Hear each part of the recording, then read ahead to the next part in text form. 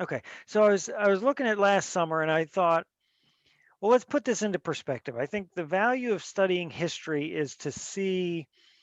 Um, we always think like what's happening in the news right now is the worst ever, right? Or it's a very big deal.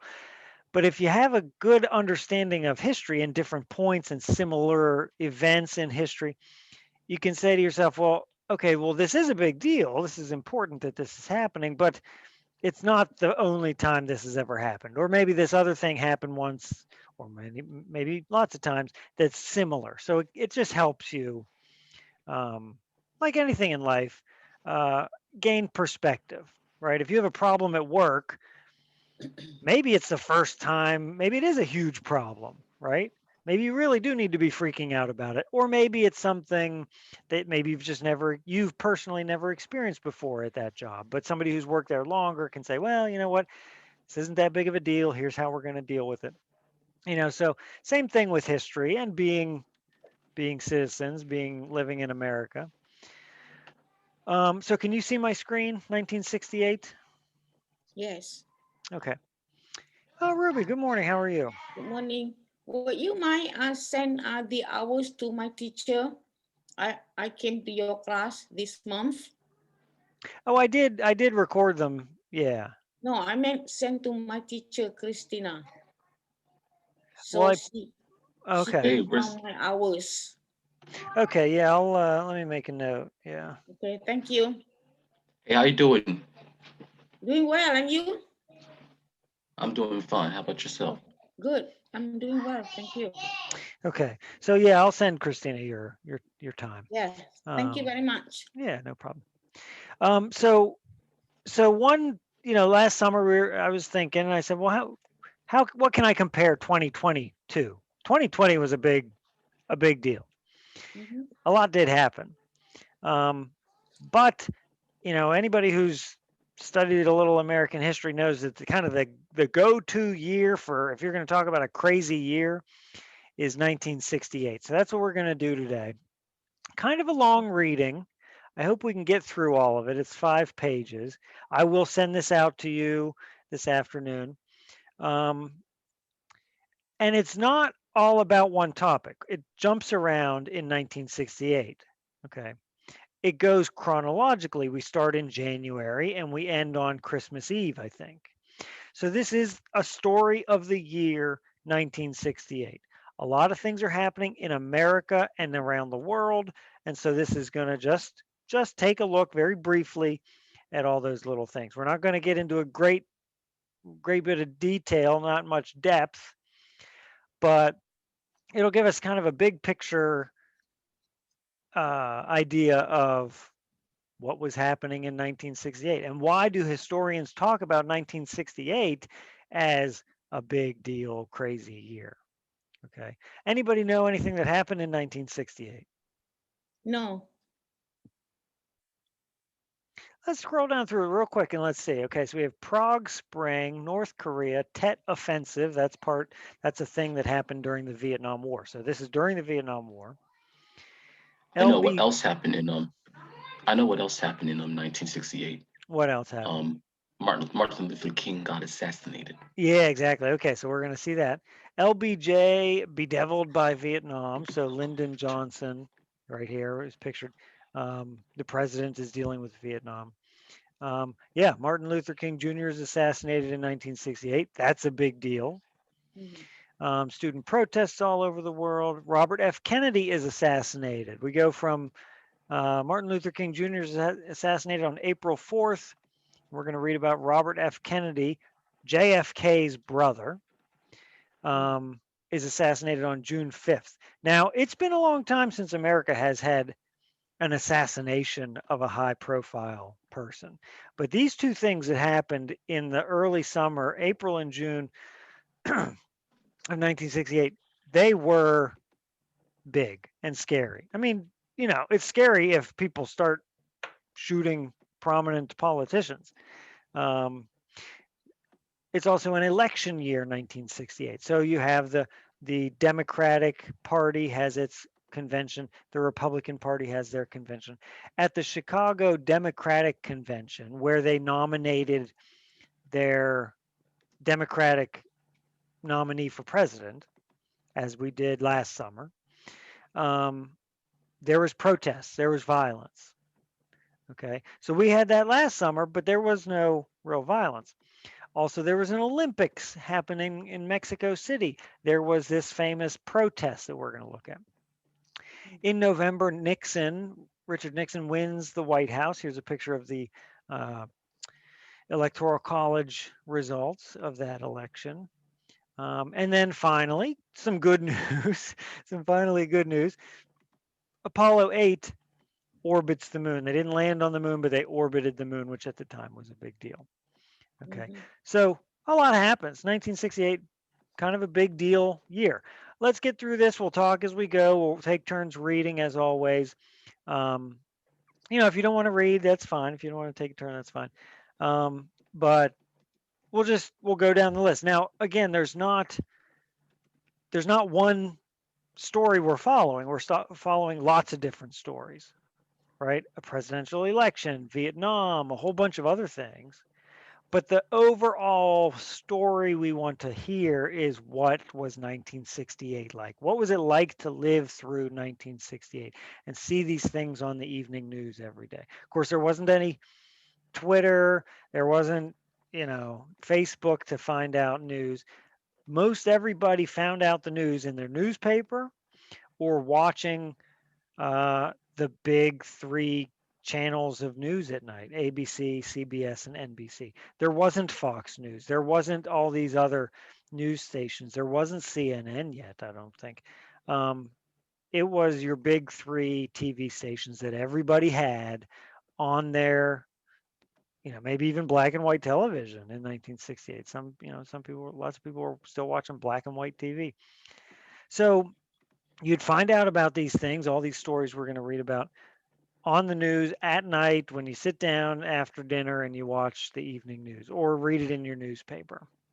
Okay. Again, it's interesting because there's not CNN, MSNBC, Fox News. There wasn't those things. Everybody was watching the same stuff, the same information, which is not true today. The people who watch CNN might never watch Fox News, and the people who watch Fox News may never watch CNN. So they're not hearing the same stories about stuff. But so anyway, that's a whole other conversation. But so 1968. Okay, let me jump in with the introduction here. It says the year 1968 remains one of the most tumultuous, it's a good word, tumultuous single years in history, and marked by historic achievements, shocking assassinations, a much hated war, and a spirit of rebellion that swept through countries all over the world. Occurring at the dawn of the television age, the historic events of 1968 also played out on TV screens across the country, bringing them home in a way that had never been possible before. What does it mean, tumultuous? That's a good vocabulary word. No idea. I never heard that word. Yeah, Something me is very too. tumultuous. Me Well, too. what do we think? I mean, we of all the things we just scrolled down just to preview. If it was one of the most tumultuous single years in history, what do you think that means? Is it good, bad? What do you think? Bad. Okay, probably bad.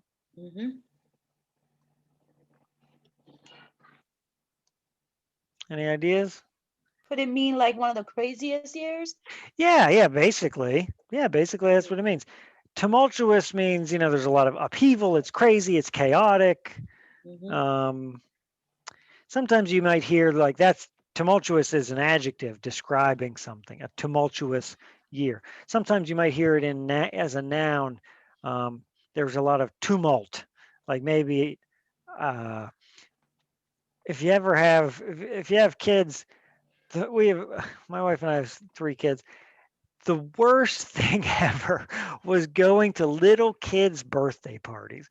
Like when we hosted a birthday party, like I think we hosted my daughter when she was in kindergarten. We had probably 10 kids, kindergarten kids over. What are they, 5, 6 years old?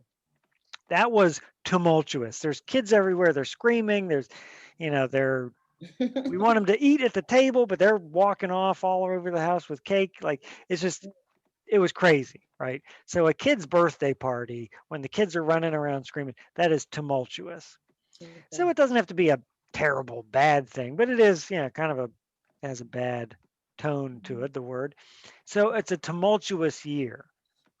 Crazy, chaotic, lots happening. Okay, confusing maybe, scary maybe. Mm. Okay. Or we can take turns. This is Prague. Okay, January 5th, Prague Spring. This is in Czechoslovakia. Prague is a city in Czechoslovakia. Melissa, could you read that January 5th paragraph? Would I be able to do the next one so I can help my kid on the computer? Oh, sure. Yeah, that's okay. Yeah. Olawakimi, could you read that paragraph?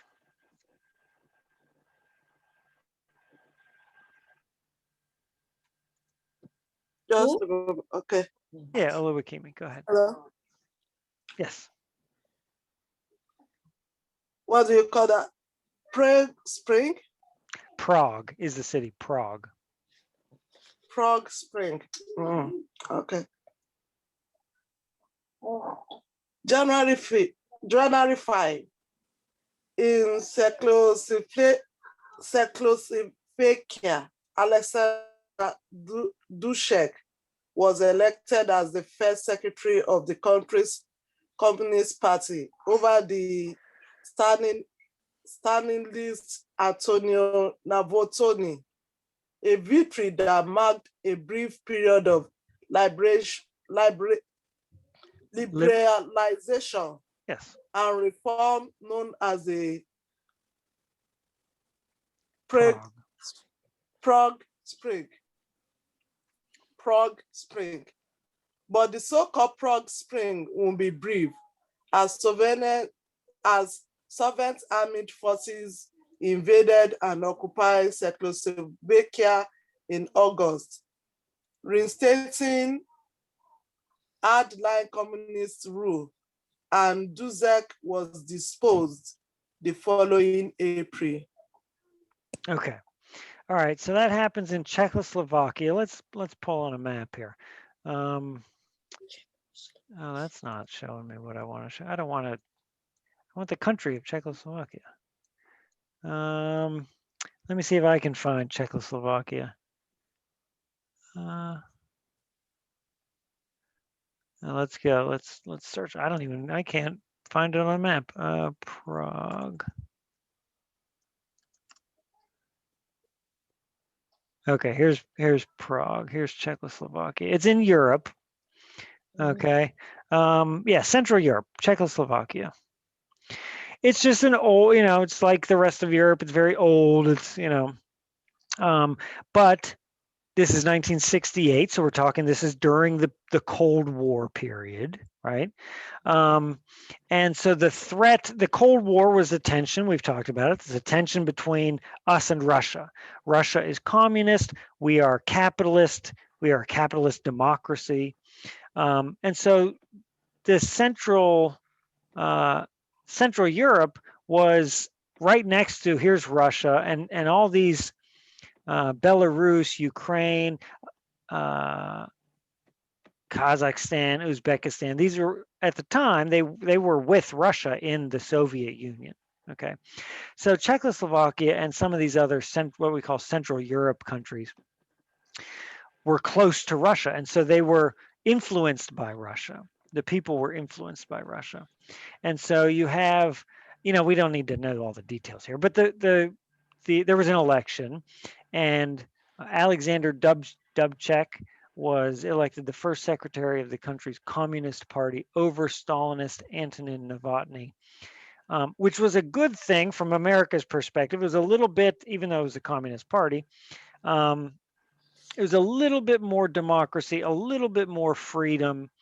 And so they called it the Prague Spring. Think, the season of spring. It's hopeful, things are growing, things are new, there's hope. It says, but the so-called Prague Spring would be brief as Soviet armed forces invaded and occupied Czechoslovakia in August. reinstituting hardline communist rule. And so the Prague Spring was briefly, was very brief. There was hope that Czechoslovakia would not be influenced by Russia, but would instead be free and democratic.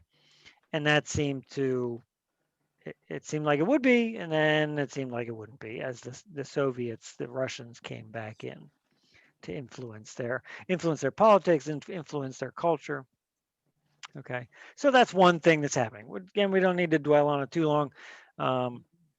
Similar things are happening in North Korea. This is 1968. This is during the Vietnam War. Now it says North Korea, January 23rd. Some 15 years after the Korean War in the 50s, 15 years after the Korean War, the still tenuous, tenuous is fragile, relations between North Korea and the United States gave way to crisis after North Korea captured the Navy intelligence vessel USS Pueblo and its crew.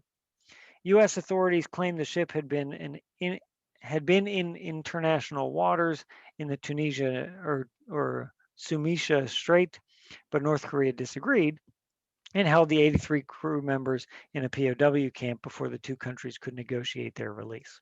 Okay, let's look at a map real quick. Let's find North Korea. If I can.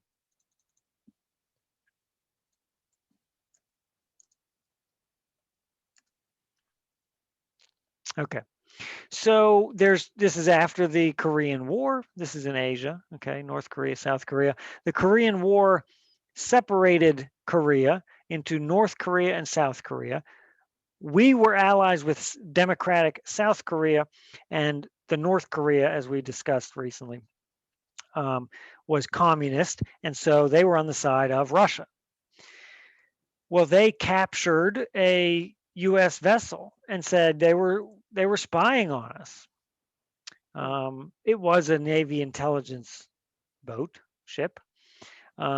We said it was in international waters, but South Korea disagreed, and so they held 83 crew members in a POW, prisoner of war, camp, and then they negotiated their release. So there's a lot of tension. Okay, nobody was killed. They didn't kill the soldiers. They didn't shoot. They didn't blow up the boat, but there was tension. Okay, between North Korea and the United States. 83, 83 American Navy sailors were captured by North Korea. That's a big deal. They could have been killed, right? Kind of a big deal. All right, now we're going to look at the Tet Offensive. This is a big, important thing in the Vietnam War. Let's look real quick. Let's find Vietnam.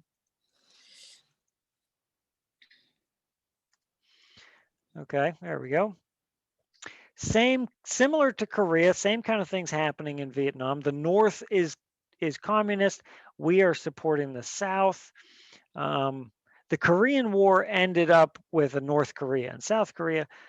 The Vietnam War did not split Vietnam in half, but it was a battle, a fight between us and the Russians. But like we talked about last week, it was a proxy war, right? It wasn't us fighting with Russian soldiers. It was Russia supporting the North. We were supporting the South, and they were fighting against each other.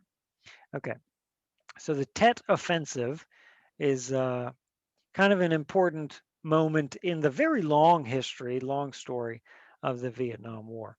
Melissa, you want to read that paragraph, January 30 and 31? Okay.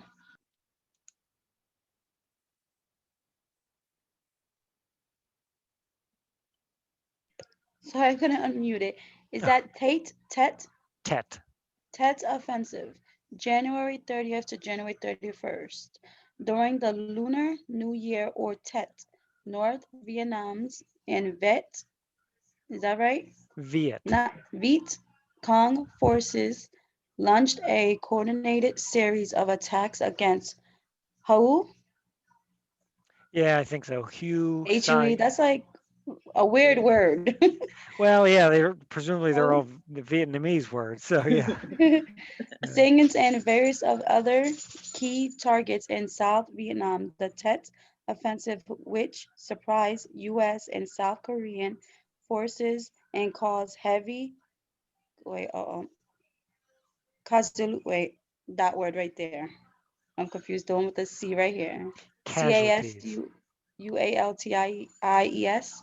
Casualties. Casualties would eventually be a turning point in the U.S. involvement in the Vietnam War, as media coverage brought the full heroes of an already unpopular war home to TV screens in 56 million American homes. Okay, thank you. So, what are casualties in war? What is that word? Casualties. Death. Deaths. People Yeah. that Technically, yes, deaths. Technically, it's any soldier who cannot return to battle, whether they were killed or if they were injured, badly injured, and they cannot serve as a soldier anymore. They count as a casualty. But yeah, generally we think of deaths, right? If there's 20,000 casualties last year, then we would say there's 20,000 deaths. It's generally how we think about it.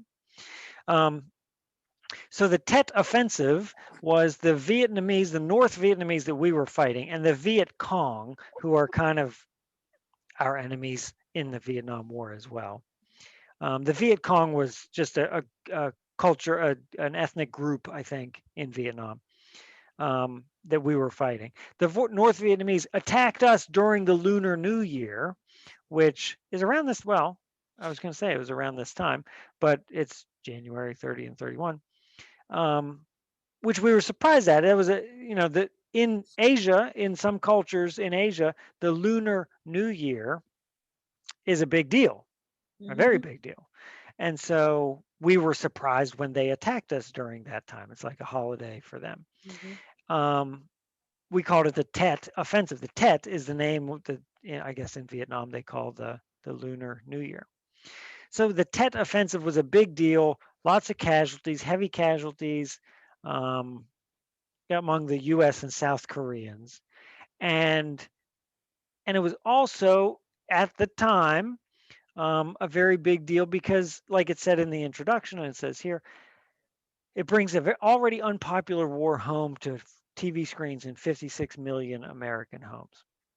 Again, people are watching this on the news. There's a big difference between reading about a war and seeing video from that war, right?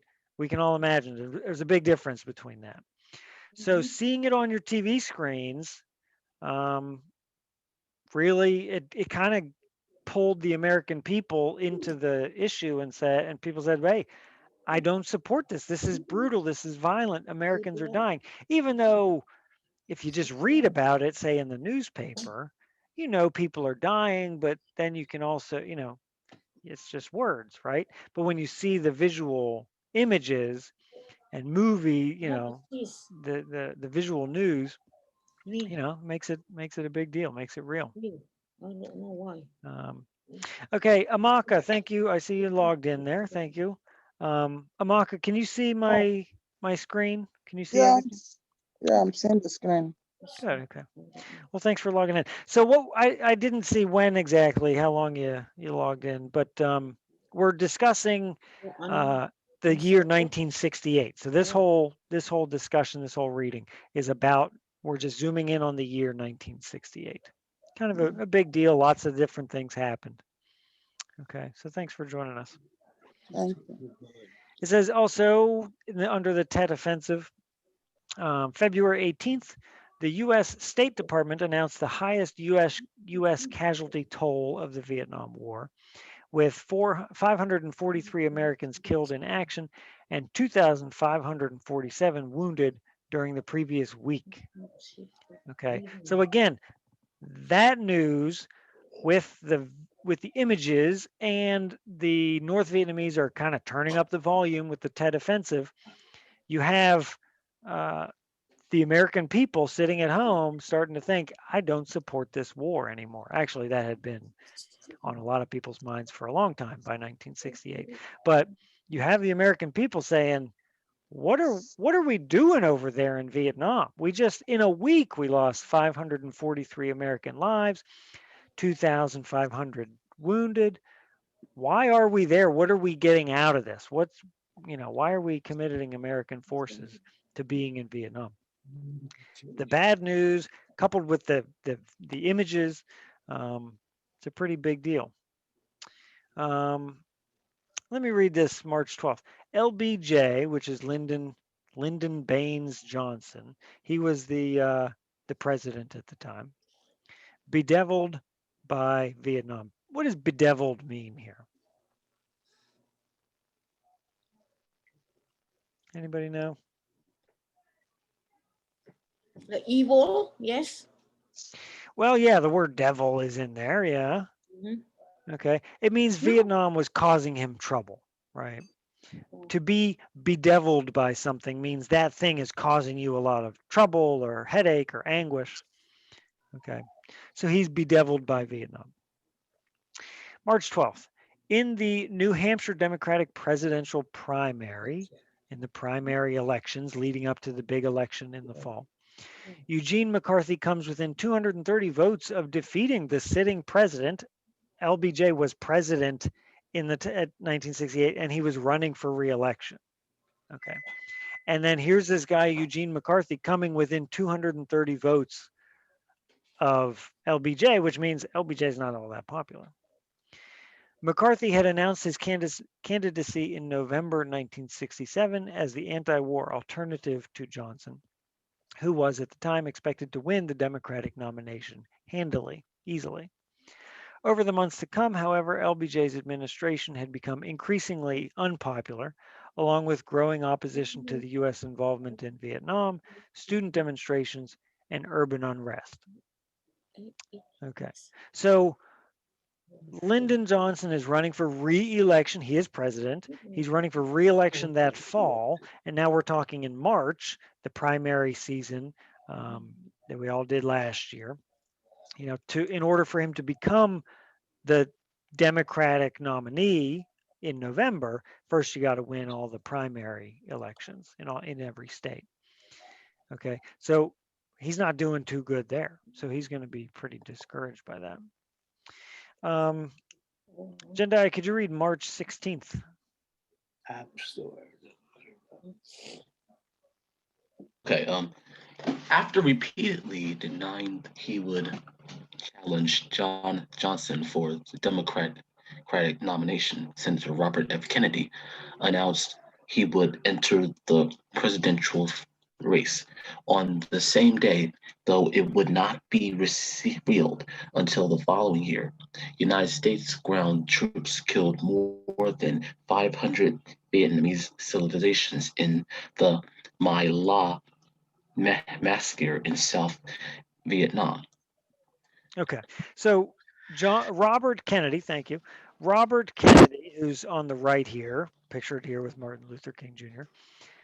He was the brother of JFK, John F. Kennedy, who was assassinated as president, right?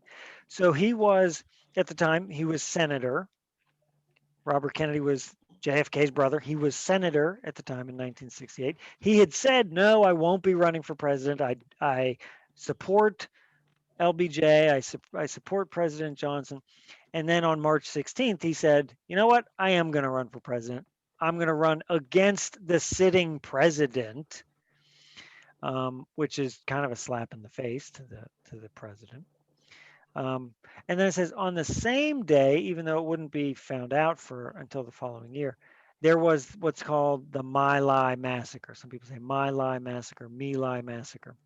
It's a place. My Lai is a town or a village in South Vietnam. American forces went in and massacred, killed 500 civilians. Okay, in this village, men, women, children.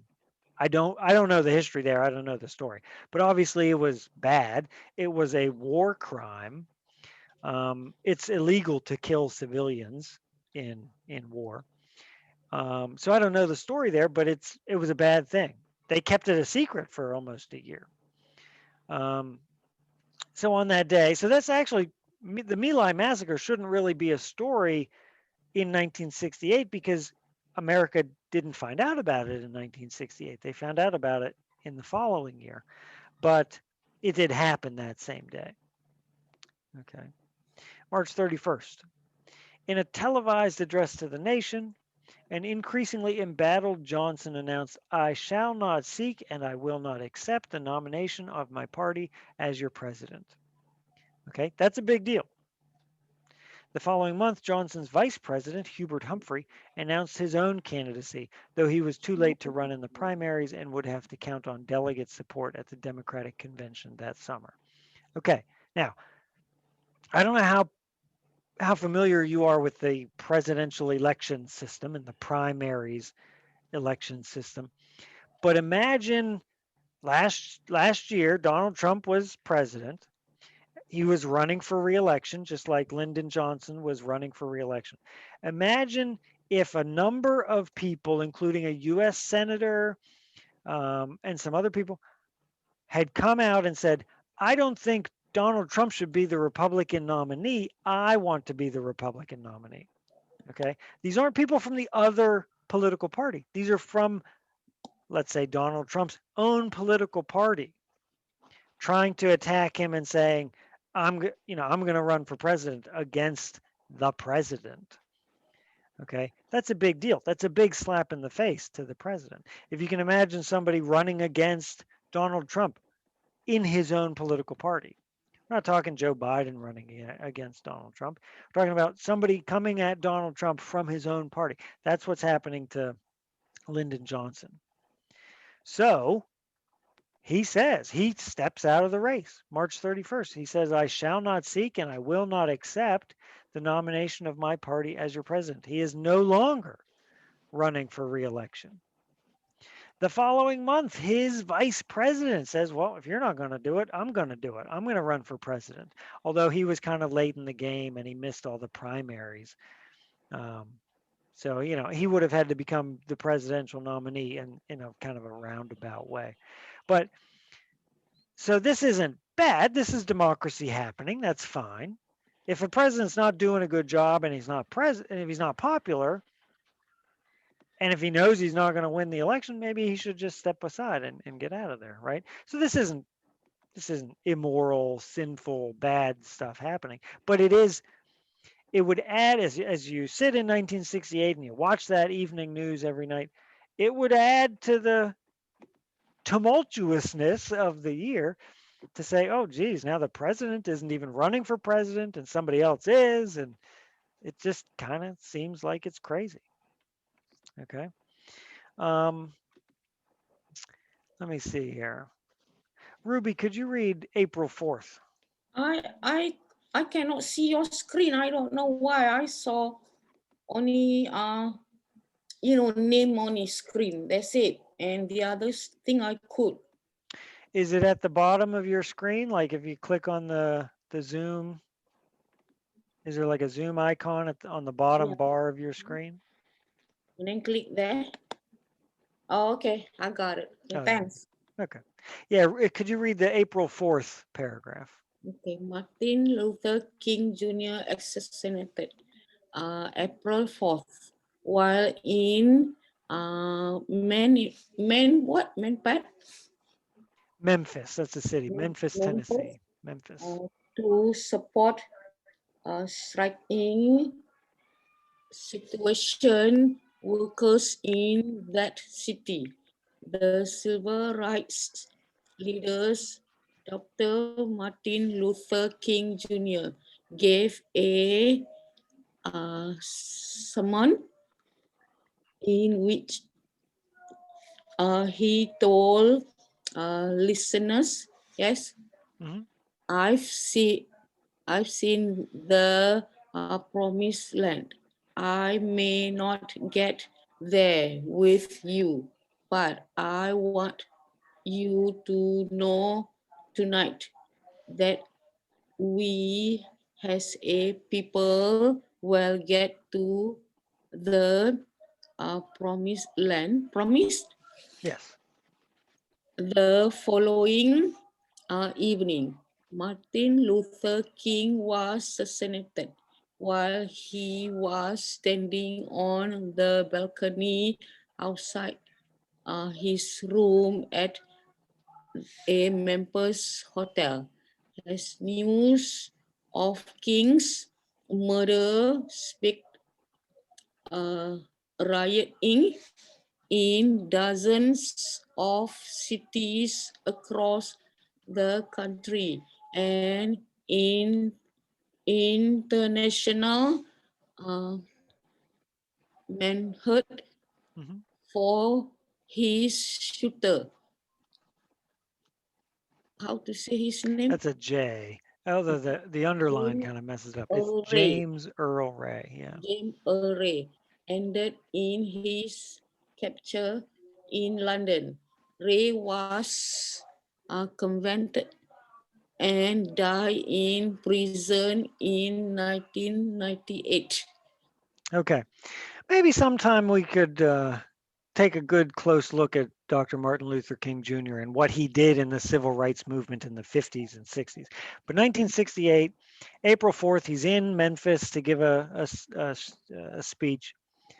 And he gives a speech, and then the following day, he's assassinated outside his, standing on the balcony outside a motel room.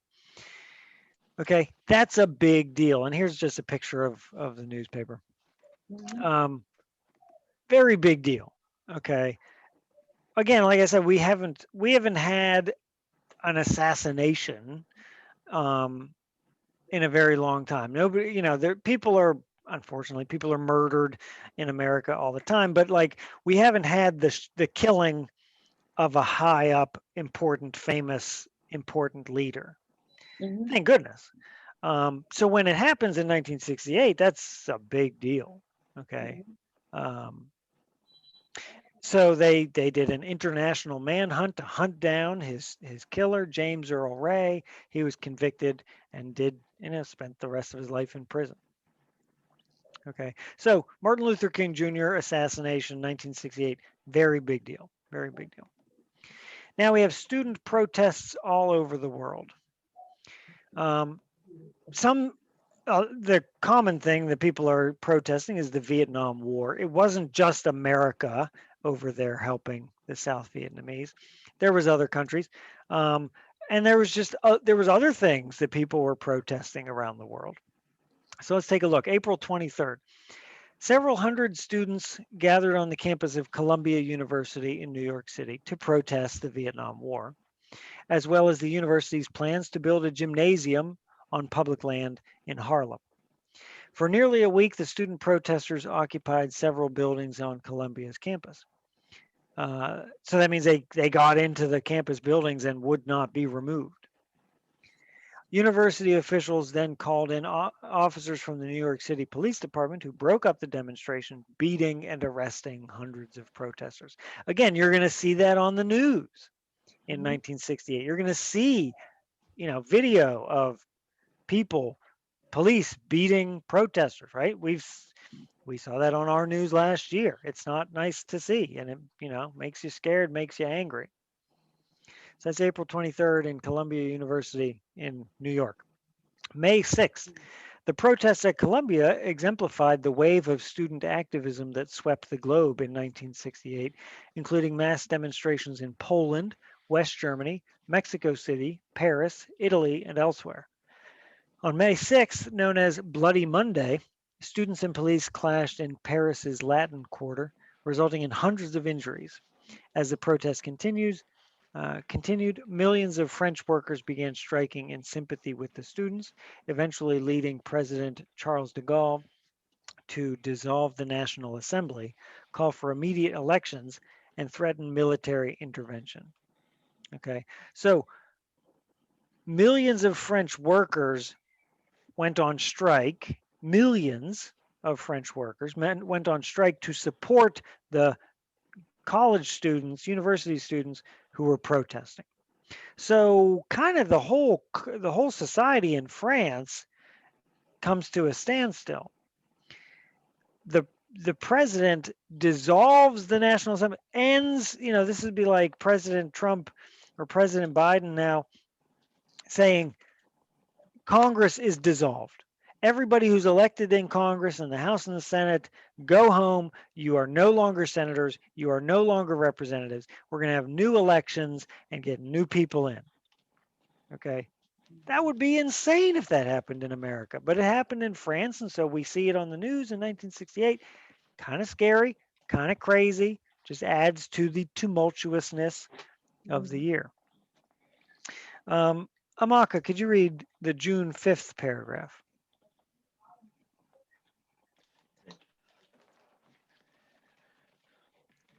Yeah,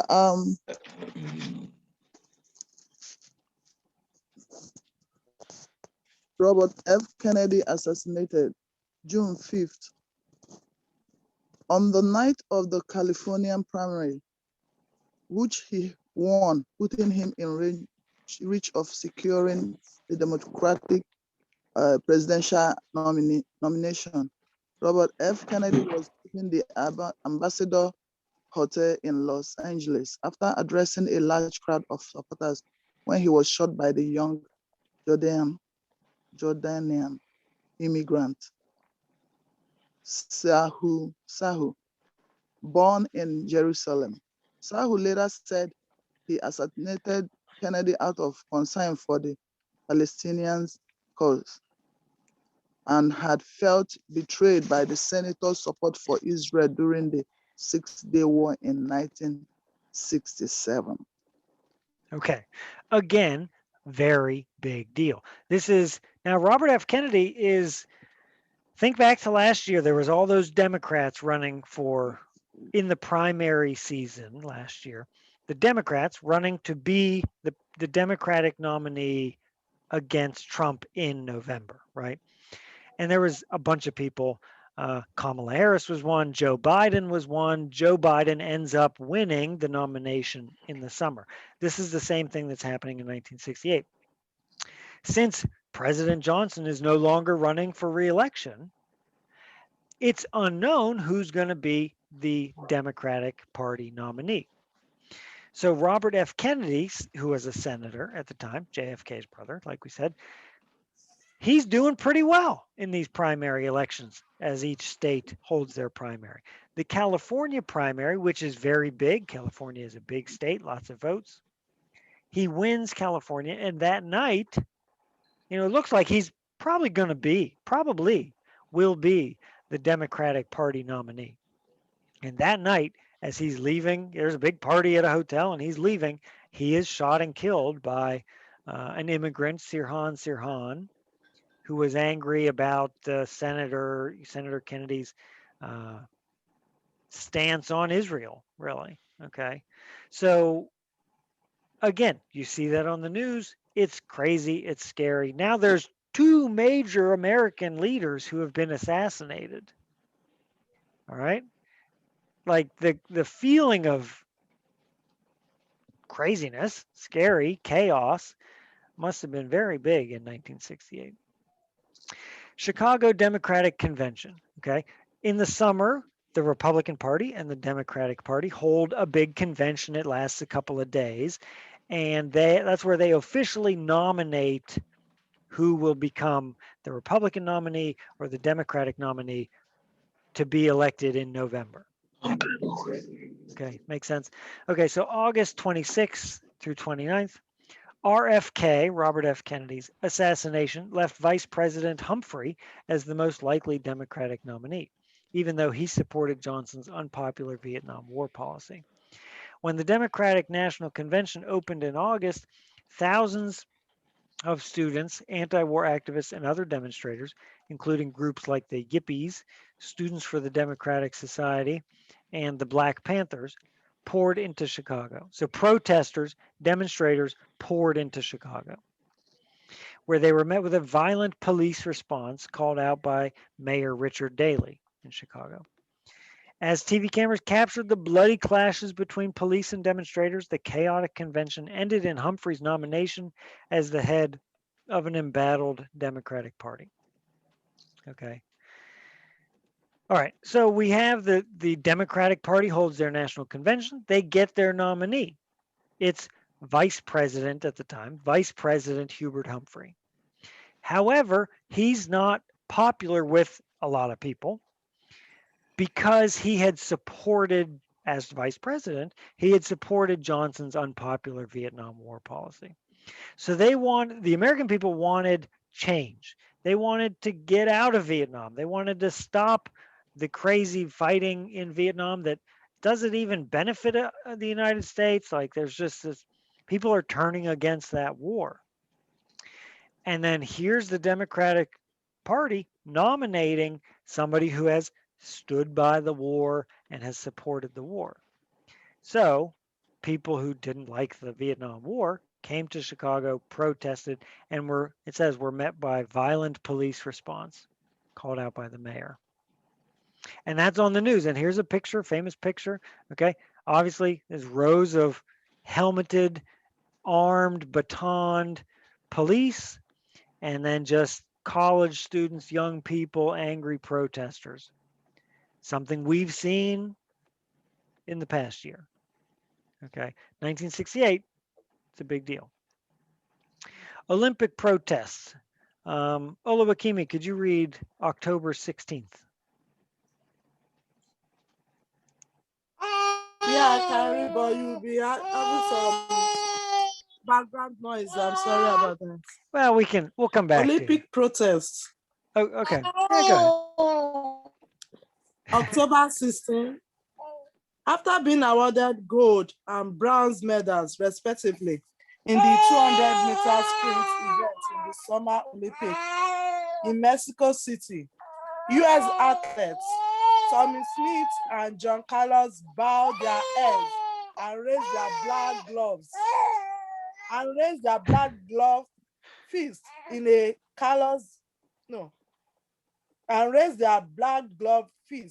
recognized statue to the Black Power movement during the playing of the Star Spangled Banner. Smith and Carlos were thrown off the U.S. Olympic team, but were seen as heroes in the Black community. And their silent protest against racial discrimination. Can somebody else take it, please? Yeah, let me finish for you. Okay, so Smith and Carlos were thrown off the U.S. Olympic team, but were seen as heroes in the Black community, and their silent protest against racial discrimination lives on as one of the most iconic images in sports history. Okay, thank you, Olawakimi. I know I appreciate your reading. Sounds like you had a little help there. So Tommy Smith, John Carlos are American Olympians, sprinters, in track and field. They did very well. They won the gold and bronze medal, first place and third place. During the awards ceremony, during the playing of the Star Spangled Banner, the national anthem, because you know at the Olympics they play the national anthem of the country of the winner, right? And so during the Star Spangled Banner, they bow their heads. They'd also taken off their shoes. They were in their socks. They took off their shoes to represent poverty. They took a pair of black gloves. They each wore a black glove, made a fist, held it up in the air, as you can see in this famous picture, bowed their heads. This is very similar. Well, what does this remind you of? What is it similar to in our world now?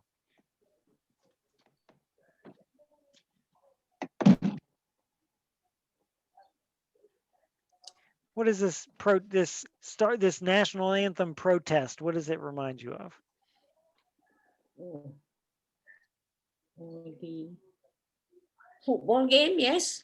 Yeah, in the NFL football games a couple years ago, and maybe still going on, you had all those athletes take a knee. Okay, same kind of thing.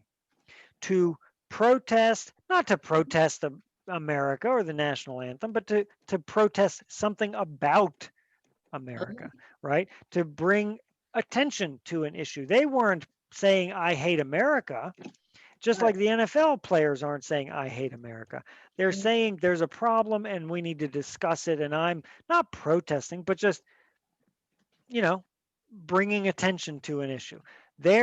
What they were discussing, and they had a history, these two gentlemen had previously elsewhere discussed racial discrimination and the treatment of African Americans in society.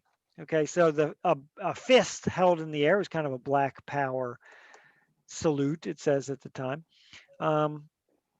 These guys are kind of the grandfathers of those NFL players taking a knee and discussing racial issues during sports, right? So, but at the time, they were kicked off. Tommy Smith won an Olympic gold medal and was kicked off the Olympic team, right? The Mexico City, this is in Mexico City. The Mexico City Olympics, the Olympics last a couple of weeks. And so you're there, you're only competing for a few days, and then you stay, you party, you hang out, you watch the other Olympics. They were made to leave. They were kicked out. And there's, I think they both might be passed away now, but there was news a couple of years ago. I think at least one of them died. And so then it was in the news. And they had trouble getting jobs. They, back in the United States, nobody would employ them. They were unpopular for taking this protest. Okay. Much like the NFL players who took a knee or showed some other form of protest, there was ramifications and blowback from that. Okay. Okay, I don't know that we're going to, well, maybe we'll finish. Yeah, we'll see what we can do here. Okay, so Nixon wins the White House. November 5th, as the self-proclaimed champion of what he would later dub the silent majority, those Americans who reject the radical, liberal, and rebellious spirit of the time, the Republican Richard Nixon led in the polls for most of the general election season. The race tightened in the last weeks after Johnson halted air attacks on North Vietnam, which benefited Humphrey, his vice president. But Nixon triumphed on election day with a comfortable electoral college lead, despite a razor-thin margin of victory in the popular vote. The third party candidate, George Wallace, a former Alabama governor, captured 13.5% of the popular vote in 5 southern states. Okay, so red is Richard Nixon. Blue is, let's look in the corner. Republican is red, and that's kind of always how we represent things. Blue is Democratic Humphrey, and the American Independent Party was represented by George Wallace, and he won a couple of southern states. So Richard Nixon wins many of the same states as Republicans have been winning the last couple of elections. So this is, kind of a similar map to what we've seen the last couple of elections in 1968. So Richard Nixon becomes president for the first time. Richard Nixon would resign in his second term of office. Richard Nixon served 4 years, then was reelected. And then shortly into his second term of office, his second 4 years, he resigned because of the whole Watergate thing. Okay, maybe we could talk about Watergate sometime. That'd be interesting. Nice presidential scandal. Okay, so let's finish the news with some good news. Or let's finish the year with some good news. Apollo 8 orbits the moon. December 24th, the tumultuous year ended on a positive note, at least, as 3 astronauts aboard Apollo 8, the mission was called Apollo 8, Jim Lovell, Bill Anders, and Frank Borman became the first humans to orbit the moon. After speeding up to a record 24,200 miles per hour in order to break free of Earth's gravitational pull, Apollo 8 circled the moon 10 times that Christmas Eve, scoring the latest U.S. achievement in its space race with the Soviet Union. Upon emerging from the shadowy dark side of the moon, Lovell famously announced, "Houston, please be informed there is a Santa Claus." Okay, so the interesting thing here is that's news, right? They had not landed on the moon. That won't happen until the next year, 1969. In Apollo 11, I think, landed on the moon. But the Apollo 8 mission, their mission was to go up and, circle the moon 10 times and return to Earth. Just to show how it would be done, that it could be done, how would they get there, right? So the space race with the Soviet Union, Russia, refers to this time during the Cold War, right? Tension between us and Russia. We are worried that they're going to make the whole world communist. They don't want us to make the whole world democratic. So it's a race to get the technology. Russia is also making astronauts. They don't call them astronauts, they call them cosmonauts. American astronauts and Russian cosmonauts are both, we're sending up missions, sending up rockets and spaceships. Well, I don't know that we call them spaceships, sending up rockets into space. And we were the first ones to go around the moon. We would be the first ones to land on the moon. And that was a big deal to the Russians. They wanted to be the first ones. Okay. So that space race, which is the race, the competition to get that technology and those accomplishments, that was a big part of the Cold War. If you can send men to the moon, maybe you could colonize the moon and set up a civilization there.